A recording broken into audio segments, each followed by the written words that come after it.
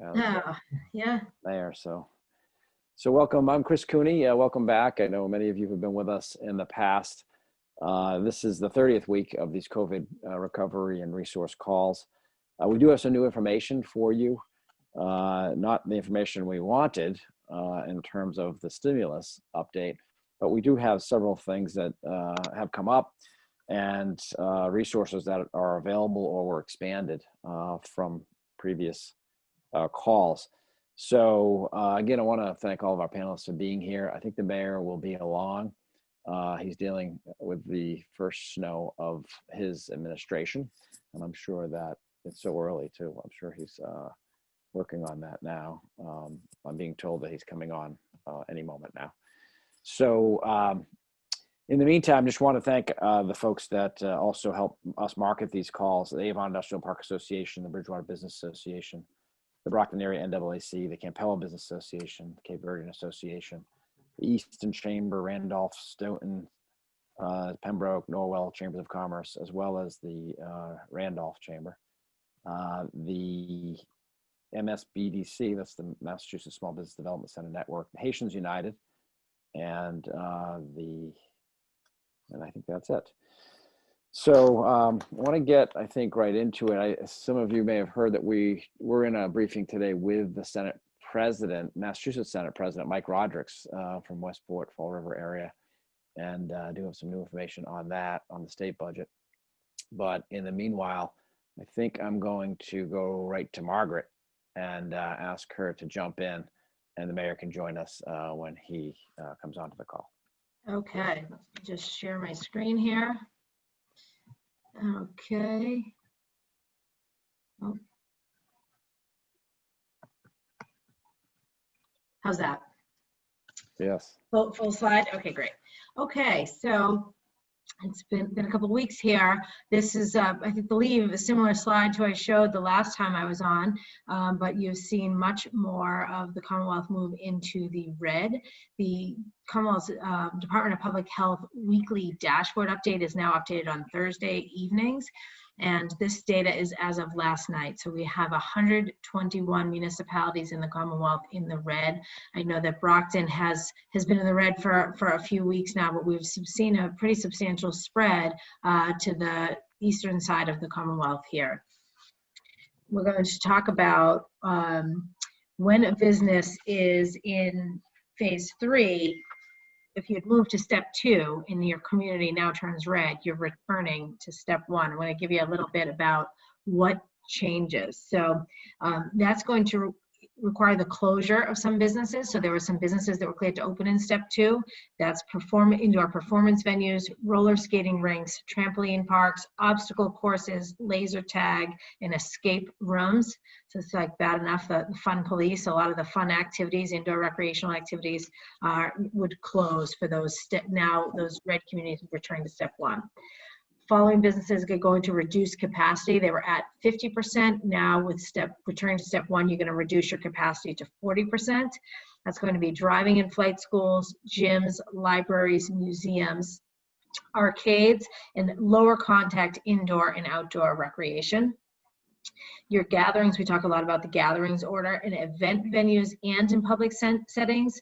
Those are limited for step 1 to 50 people. As you know, we had done, if you had paid for an event venue, we'd increase that in step 2, but we're rolling that back to 50 people at the gatherings. And the same for outdoor theater and performance venues are now 25% capacity with no more than 50 people. And of course, we have sector-specific protocol guidance online for you at mass.gov/reopening. I get this is confusing. Myself and Sue, we're always here for you. We always welcome you to call you. We can help you understand how these changes affect your business. The other piece is the travel order. So currently there are 10 states that, depending if you're leaving Massachusetts, where you're traveling to, we have requirements when you're returning to Massachusetts from one of the states shown here in red, that you are required to quarantine for 14 days or produce a negative COVID test result. So there's only 10 states that are lower risk than Massachusetts. And then we also tell you to please, if you are traveling somewhere, see what their restrictions are. We just heard from New York, New Jersey, maybe Connecticut's the other one with, Massachusetts, no thanks. So make sure wherever you're traveling to, you're looking at to what their requirements are. So you're saying that 2 new states are not allowing Massachusetts residents in for extended? Yeah, I think New York and New Jersey, maybe there's some restrictions on it. I didn't hop onto there. Connecticut too, I think. I think those are the 3, New York, New Jersey, Connecticut. So those are, what I'm sharing on this past slide is our rules for inbound. If you've traveled to these states, what are the rules returning to Massachusetts? Then you need to look at when you're going outbound, if you're going to a state, what their rules are for Massachusetts residents as well. So I should transition to my what's here on the Commonwealth slide, but I want to get into the hot topic of the week is the grant funds. We recently announced, you heard this by the governor last week, that Mayor Polito administration has allotted $50.8 million for COVID-19 relief grants for small businesses. It's being administered by the Mass Growth Capital Corporation, which is one of the quasi agencies that we partner with. The application deadlines, it's coming quick. This is only a 3-week window for applications, and they're due November 12th. So there's 2 different buckets. I'm gonna give you a little bit of a review of what, who is eligible for what.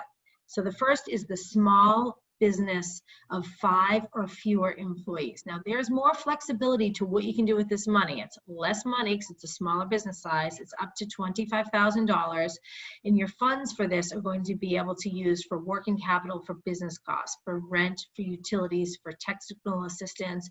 You need to buy PPE. You need to buy materials for your business. You have some flexibility on this program with what the eligible use of funds are, but there's some stricter requirements. So you must provide goods or service to multiple clients or customers, and the owner must qualify under low or moderate income standards. If this is the HUD guidelines, I'm going to show that slide. And it's the 80% of median income. So for Brockton, if you're a family of 4, this is the Brockton area specific data, a family of 4, for the 80% is the bottom line here. Family of 4 would be $76,150. Family of 2, $60,950. So that's your income requirements to qualify. And I think it goes all the way up to a family of 8 on this chart. So let's see, what I want to review here is what in the program you need to do to be eligible for this. Must have a physical establishment in Massachusetts. You must be for-profit, so nonprofits are not eligible. Sorry, Chris, the chamber, I know getting a lot of calls for the chambers on this one. Sole proprietors, partnerships, corporations, cooperatives, or LLCs are all eligible. You need to document your loss of income equal to or greater than the amount of grant that you're requesting. The business must currently be in operation, or if you're not in operation, if you're a phase 3, step 2 business or a phase 4 business, you must have an intent to reopen. So you must show your intent to reopen. And the other date certain, your business must be established prior to June 30th, 2019. You must be in good standing with the city and town and with the Commonwealth, current on your taxes. If you're, for example, in a payment plan with your taxes, you're considered current if you're working a current payment plan. And have any active, valid state licenses. If your business requires a license, your license must be active. Businesses that are ineligible: real estate, rentals, sales businesses, businesses owned by a person under 18, a business that is a chain, a liquor store, weapons or firearms dealer, lobbyists, or cannabis-related businesses. So those are the ineligible.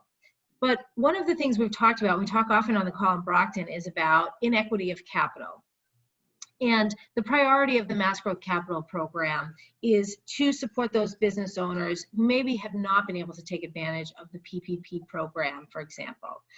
If you have, you're still eligible to apply, but we have a back-end scoring system.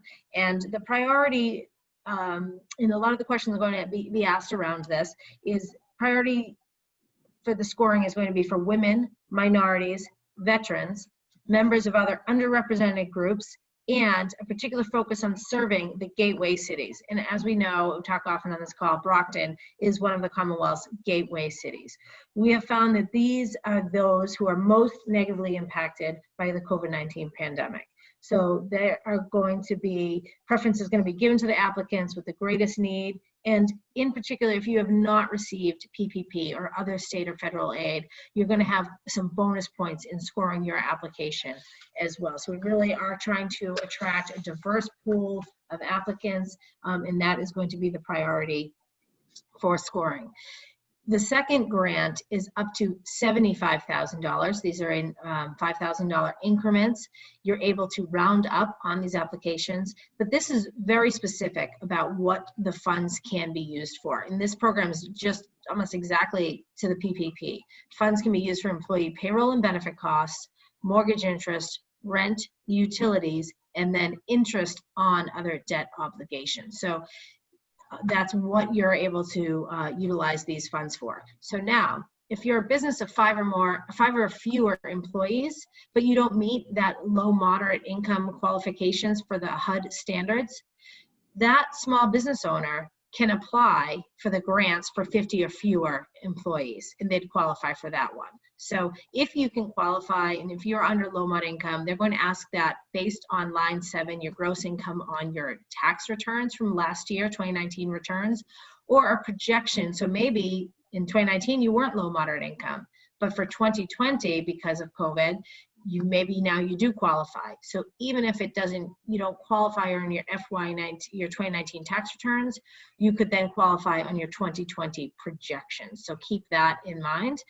But if multiple people own the business under that low mod income, if Chris and I own a business together, I'd have to qualify and Chris would have to qualify under low mod income to be eligible. So that 5 and under, while it's really targeted to those micro enterprises, there's some difficulty in the qualification process. And fair warning, Chris and a few of your member businesses reached out to me this week. It's a little confusing. When you're in the application process, it talks about, there's a drop-down menu with what these low moderate income numbers are. Well, Brockton is not. Brockton's a gateway city. Brockton's most definitely eligible, Brockton businesses, but it's not in that drop-down menu. They propagated 2 of the largest low mod income areas, in the greater Boston chart is in, as well as Western Mass chart is in. So there's just an extra step. So I don't want you to get stuck on that. The information is easy to find. I can put the link in for you. And then the other thing is, and I can put the link in the chat on this as well, is we're offering technical assistance. There's a lot of technical assistance. There's a variety of languages that are offering the technical assistance. Arabic, Chinese, English, Haitian Creole, Portuguese, Spanish, and I believe there's a few others. And so there's a Google form you can fill out online, and then they'll contact you if you do need language assistance, and whichever language you choose, there's a form in that language for you to fill out, and then someone who is able to communicate with you in that language will reach out to you and provide you with that technical assistance. So we really want to help applicants get their application submitted. And again, November 12th is that submission deadline. And I'm happy to field any questions on the grant program. That's the income chart again. So I'll just read it out. It's a little bit confusing here, but 80% of the median income is the line. So I'm reading from the bottom line of the chart. They're saying that the median family income of Brockton is $95,200. The income limit category, one person in the household, and this is household, $53,350. 2-person household, $60,950. 3-person households, $68,550, and so on. So that's how you're reading that chart along that bottom line. That's very, very helpful, Margaret. So the question I just received was similar to the raft question. If a business was doing very well last year and the taxes show that they were making a lot of money, but this year, say the owner is not taking a salary because he's trying to keep his workers going, is that part of the projection you were talking about, projecting that? And that's exactly who we're trying to help with that. That's exactly the scenario. So you'll still be required to provide last year's tax return, but then there's that opportunity for that business case. Explain to us the loss of income due to COVID and how your business has been impacted, and explain that, and then provide your projections. Okay, that's great. That's very helpful. If you do have questions along the way here, please just post them in the Q&A or the chat area. We'll be checking both. And we'll continue on with that. Do you have other, I mean, it's a lot of information. I know pulling back has really been disappointing for a lot of small businesses in our region. You talked about the roller rinks and the restaurants and the conference centers and all of that are having to pull back. We're posting that listing on the resource page. If you have a link as well, Margaret, I don't know if it's down there already, but we should post that as well so folks can have access to that too. Sure. And then just two more quick slides here. And this is another area we've really talked about, whether it's from the opening, is the enablers. What do we need to get people back to work? And obviously childcare has been a big issue. So the Department of Early Education and Care has deployed a survey. The link is here. And it's just, I think it's 10 questions. It won't take you 10 minutes, but just really trying to understand, you know, what the needs are from the employees, for their employees, and the EEC will be looking at, you know, the feedback from this to see what supports they're able to stand up in regards. And then last, we've updated the findmylocalma.com. Next phase is lovemylocalma.com. But this is pretty cool. First of all, they're doing a workshop, free workshop Monday at 10 a.m. offered by the Mass Office of Travel and Tourism about how you can engage with this campaign. As we saw the red throughout the United States and then things changing here, you know, consumer behavior people are hunkering down. But what can we take advantage of in our own backyard, right? So one thing that's new, and I'd love to hear some Brockton businesses on the radio, is we're partnering with iHeartRadio, and we're asking businesses to call this phone number, 781-350-1800, and then you're going to leave the following message. So you're going to say, hi, this is Margaret LaForest, owner, executive director of the Fuller Craft Museum in Brockton, Massachusetts. Encourage you to visit local, right? So, you know, whatever it is that your business is, come and give us a little pitch, and we're going to be sharing that across media. Yeah, that's great. That's a great example too. I know they do free access on Thursday nights for Brockton residents, so maybe she can highlight that. We'll email her and encourage her to do so. Thank you. Yep. So, and then of course you have the contact info for Sue and myself, and we always welcome your questions offline. Email us, call us, text us, whatever it is. We're here for you. So that's what I have today. That's great, Margaret. Thank you for your update, and thanks for being available. I know I referred quite a few businesses to you this week, especially around those grants. That's $25,000 for employers of 5 or less, and then up to $75,000 for employers who have 50 or less. And those are grants, not loans, and that's from the state. So those are new as of last Friday, and that link is down below. So please spread the word if you're on this call and you have the ability to social media this type of information out. That's very, very helpful. So I see the mayor is on with us. The first snowfall, October, is really unheard of. And I know this is the mayor's first year in office, but he's certainly very familiar with the city growing up here. I saw all the trucks out there. I was very impressed. It looked like you were ready for this. Yeah, I mean, what else can happen, right? I mean, you know, who would have thought October 30th we'd be having the salting and sanding trucks out there and already cutting into our DPW budget, but it is what it is. We need to have a safe community. Health-wise, because of COVID, again, I want to thank Margaret and Susan and Eli and you, Chris, for your leadership. I mean, this is week after week we're doing this. It's extremely valuable on many fronts, quite honestly, to me as the mayor, to definitely the business community as well. So, yeah, I mean, you know, the snow is the snow, and I'm the bad mayor and dad for saying don't go trick or treating tomorrow. But you know, we need to we need to really work in collaboration. You know, we're up to 120 something communities are in the red in the Commonwealth.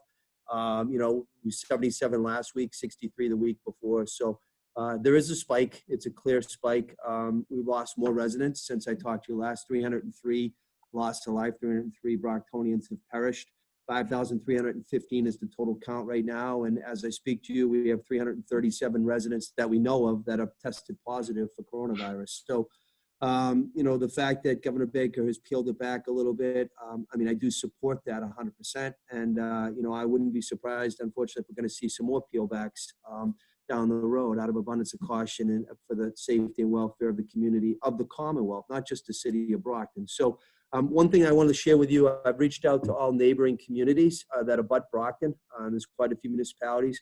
It's all hands on deck Zoom that I want to, I've already invited them all. They've all supported it. We're going to be doing that. What works for Brockton is going to work for Easton and Abington and Holbrook and the like, and vice versa. So share best practices. That's something we're doing next week. But I want to take a moment. I don't care if you're Democrat, Republican, unenrolled, independent. Next Tuesday is an extremely important election. I took the time to go up to the Westgate Mall yesterday. Today is the last day. At 4:30 today it closes. You can't go to the Westgate Mall in-person voting for the city of Brockton after today at 4:30. However, the drop box outside that is not covered in snow because we're cleaning it hour on the hour is there. It will be there till 8 o'clock on election night, Tuesday night. Over the weekend, Secretary Galvin has strongly recommended, and I have already worked with Chief Gomes of the Brockton Police. We're going to have a cruiser outside here all weekend because what we saw happen in Boston cannot happen in Brockton. So know that your ballot will be safe.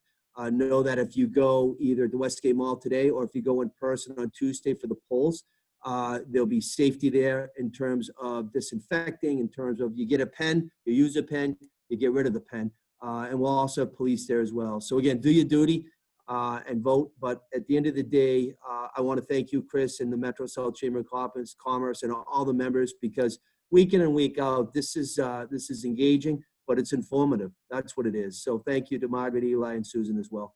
Thank you, Mayor. Thank you. I wanted to ask you about the $10,000 grants that you had. I guess you're the fiscal agent. You assigned it to BRA. BRA now has Mass Hire administering the grants.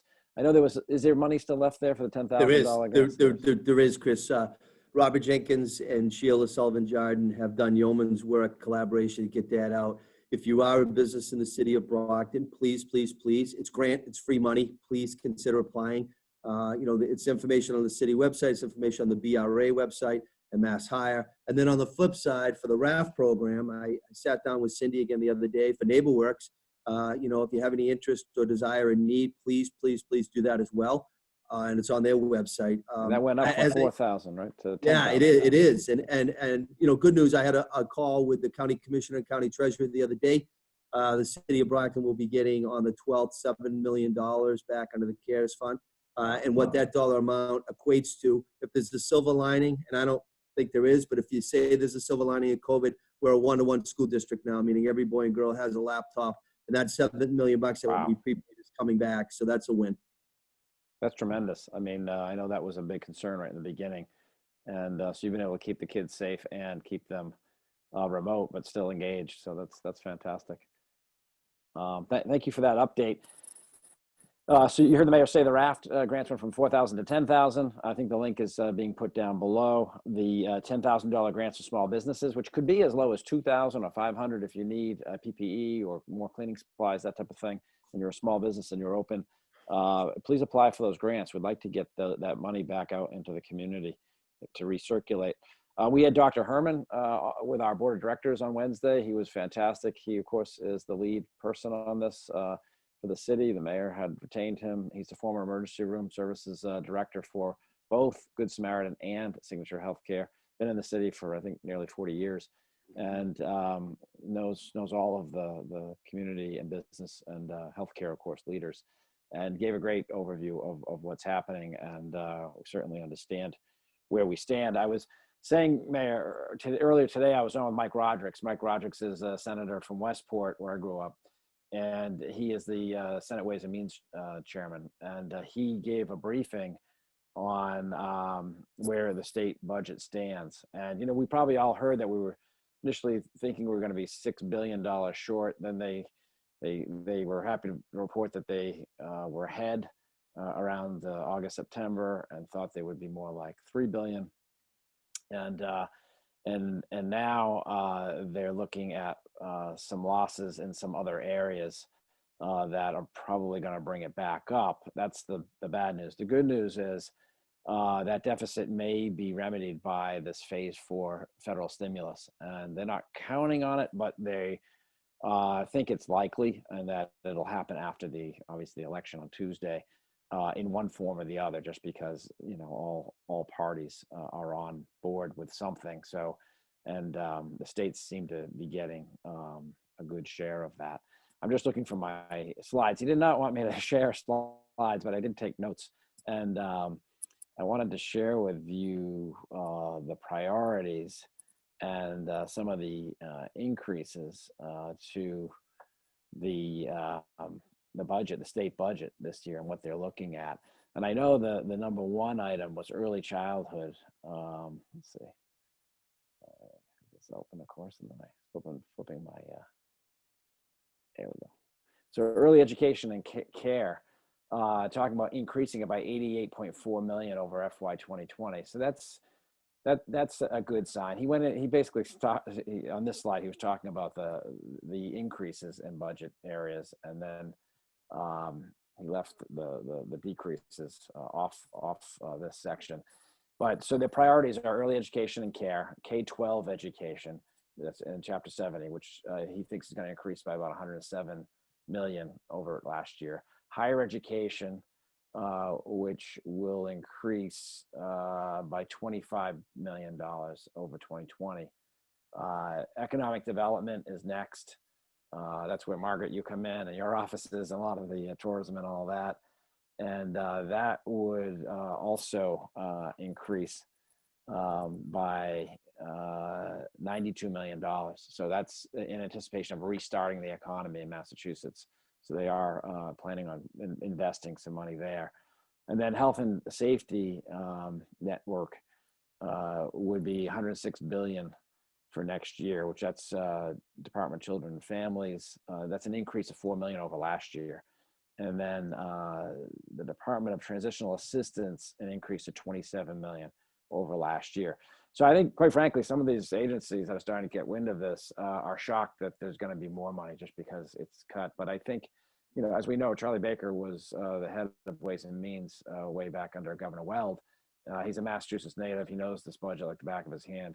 Plus, then he went into healthcare. So the combination of his skills are really well tuned for this particular crisis. And so anyway, I thought I'd just cover that because I think there's some good news in there for many of the aspects that face you as a mayor in terms of education, healthcare, economic development, and such. Yeah, Chris, I don't want to hog any much more of the time, but I'll tell you, Congressman Lynch was here in Brockton the other day for groundbreaking to Council on Aging, long overdue parking improvement. And I asked the Congressman about the HEROES Act and the federal funding. And again, I mean, he, that's why I love Stephen. He calls it like it is. And he just said, we'll find out on Tuesday in terms of what's going to facilitate from a timing perspective, right? A timing perspective. But we do expect to get a trickle down to the municipalities and especially the city of Brockton. And then my every other week call with Senator Brady and Rep. Cronin, Cassidy, and Dubois this Tuesday. Again, I thank them for the November gap passage. And, listen, it doesn't matter if you're in Brockton or in the Berkshires, we're all hurting. Physically, emotionally, physically, and financially, right? So we need to figure out best practices, and money's going to come, but I really can only control what's before us right now, and so that's why these calls that you do every week, Chris, you don't have to, you choose to, and it's extremely valuable. So I want to just say thank you to everybody, and be safe over the weekend. Thank you, Mayor. Appreciate it. So there's a question here: if you were running a side business and also working a full-time job elsewhere, where you've been furloughed and now collecting UI benefits, can you apply for a loan for solely your business without affecting your unemployment? That's a three-part question. Yeah, so I'll take that. So the loan would be business income, not personal income, right? So for unemployment insurance is going to be looking at what was your other personal income. So if this loan is then working capital and is not paying you, then it's not considered personal income. Okay, so they should. And they should, I think people need to do what they can, and then keep in mind, these grants would be grants to your business, not to you as an individual. But if you were paying yourself your payroll as a payroll benefit, then you'd be reporting that piece. So, even if you're laid off and you still have your business and your intents to reopen the business, or it's a side hustle business that he's needed to take a back step because consumer behavior is not there supporting it, maybe, you're still welcome to apply. And especially, like I said, being in the city of Brockton, you're in a gateway city, that's going to be scoring you as a priority applicant. That's great. And, we encourage people to ask the question, don't knock yourself out by assuming that you don't qualify. In fact, we usually tell people, assume you do qualify and try to get as far as you can, and then reach out to us or to you or to some of the other resources that we have and get clarity. So that's great. So delighted to have Eli with us, Eli Espejo from the Small Business Administration. Again, 30th week here. Just also wanted to announce, that Eli was selected to win the Charles Fuller Award, he was a chairman of the Chamber's board way back when. And he was someone who did service and in the community and helped businesses tremendously in this city. And so an award was named after him probably 35 years ago. And Eli was selected for his going above and beyond, not only with these calls, but individually with a lot of the businesses that were seeking assistance right on. So at our annual meeting on the 18th, Eli will be receiving a special award. So congratulations, Eli. Well, thank you, Chris. It truly is a great honor, and definitely appreciate your leadership with this calls and with everything that you guys are doing. Obviously, this has been a year like no other, and we're all living through it, and the uncertainty that's ahead of us is really what makes it. And by uncertainty, I mean both the political uncertainty as well as the pandemic itself. So I know a lot of small businesses are hurting. We get calls every day, just like you are, and Margaret and the mayor, and we feel your pain. I just want to share with the small businesses and your members on the call today that we wish there was more help available so we could deploy the various programs we have at our disposal, or that could become available to small businesses. We're seeing a lot of EIDL applications come to the SBA. We're seeing a lot of approvals on that front, but as I mentioned on the previous call, some of the EIDL applications, the economic injury disaster loan applications related to COVID-19, if any issues, they get bumped into a reconsideration pool. If they get declined, if information does not get validated, the information that's on public records, they do get kicked into a reconsideration bucket, which is taking far longer than it should. Again, I just want to share with everybody that, we did receive well over 15 million applications on that front. And I know the agency, is trying the best we can. But yet again, there's issues. I know personally of a handful of issues from Massachusetts small businesses who are, desperate at this point. They haven't received funding, they needed 3 months ago. So that definitely makes things a little more difficult. But with that said, there's still funds available, right, in the EIDL, and then another round of funding for drought-impacted business. Absolutely, Chris. So when you look out the window, with all the snow we're getting, right, the unexpected snow, I guess, you don't think a drought, right? You don't think a drought is in the state, but we do have a declaration in place. It was announced late last week, and it really is another round of EIDL funding for small businesses, agricultural cooperatives, any other small businesses that are engaged in aquaculture, and some private nonprofit organizations that are located in Barnstable, Bristol, Dukes, Norfolk, and Plymouth counties.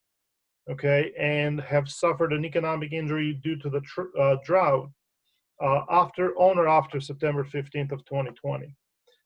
As a result of the Massachusetts declarations, the contiguous counties in Rhode Island have also benefited from the same declaration. So the same type of businesses that are located in Newport, Providence, and Bristol County in Rhode Island, they also qualify for an EIDL loan, and again, it's a loan, no advances for this one, and businesses that have received a disaster loan type of an assistance due to COVID or any other disasters declared in the past here in Massachusetts are still eligible. So one of the questions we've been getting is, do our small businesses qualify because we have a COVID-19 EIDL in place? And yes, this is a separate declaration, separate funding available under this declaration. Obviously,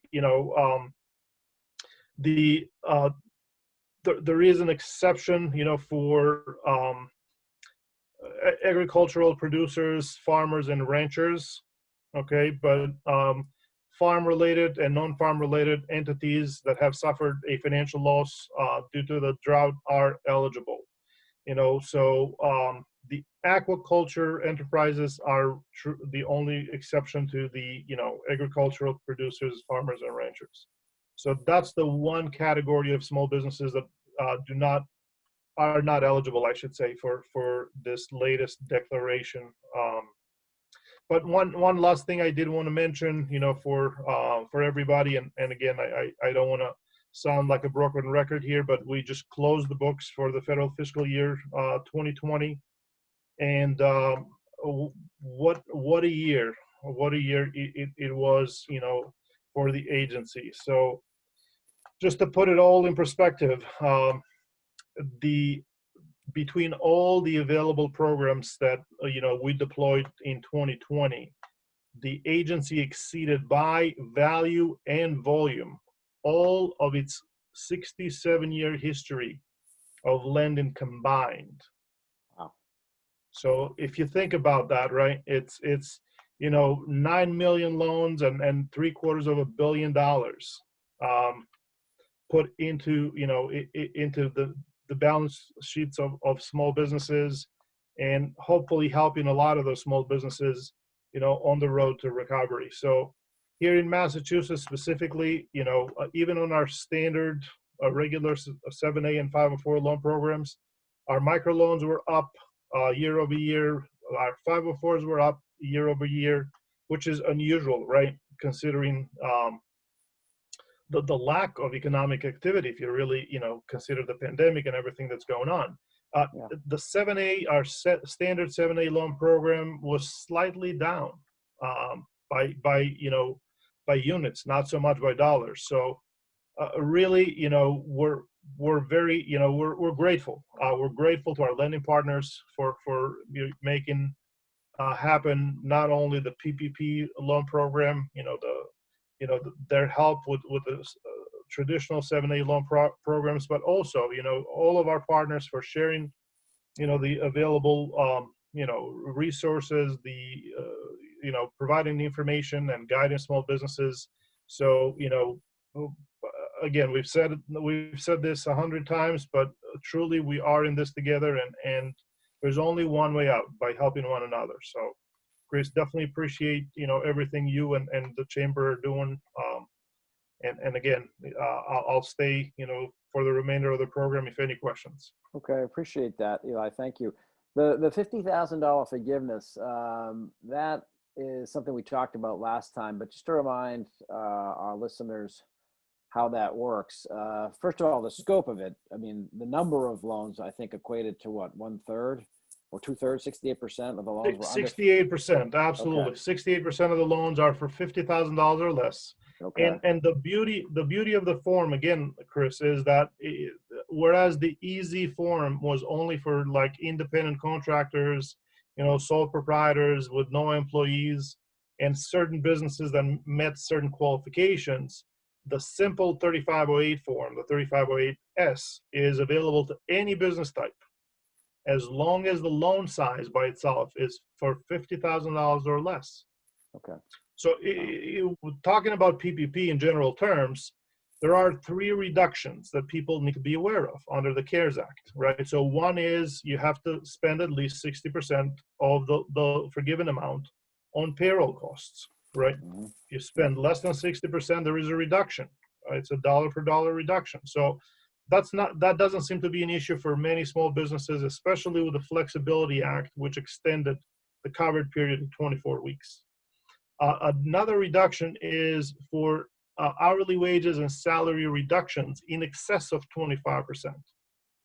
So if small businesses, reduce their salaries and hourly wages to, 75% or less of what they were, right, on February 15th, then there will be a dollar per dollar reduction. That calculation is done on a per employee basis, not in aggregate, and it gets a little cumbersome. It's a little tedious work. A lot of the businesses that do have a payroll provider, some of the larger payroll providers have put in place, some forms and some calculators that help in that front. But definitely that's tedious work right there. The other reduction, right, that small businesses could be, dinged with, right, if they do not maintain full-time equivalent employees, it's a percentage reduction as a percentage of the drop in FTE count. So that could be, another, right, another missed opportunity for a lot of small businesses who, for whatever reason, right, and who do not meet, the exemptions. There's a couple of exemptions, 3 exemptions in place, as a matter of fact. There's 2 safe harbors. So the Flexibility Act did make it simple, right? But, those requirements come from the CARES Act, and they have to be in place. So to make the long story short, what the 3508S form does, it exempts those businesses who received $50,000 or less from the last 2 reductions. So the hourly and salary, the hourly wage and salary reductions, and the FTE count reduction. So a small business who received $50,000 or less, even if they reduced their head count, even if they reduced hourly wages and salaries to 75% or less of the pre-pandemic, they still will not get any reductions on their forgiveness. So that's the great news about that form. But documentation still needs to be provided to show that payroll was at least 60%, and the difference was qualified expenses, or all of it could have been payroll. Okay, that's really helpful. So if you received over 50,000, you can't take the first 50 and go this route. That's a different. Unfortunately not. Okay. Only one loan forgiveness application, okay. and can only be done through the lender of record. We have also seen a few questions where some lenders have not made portals available, or they're delaying the process, and borrowers want to go to the SBA direct or another lender, and that cannot happen. Okay, that's great.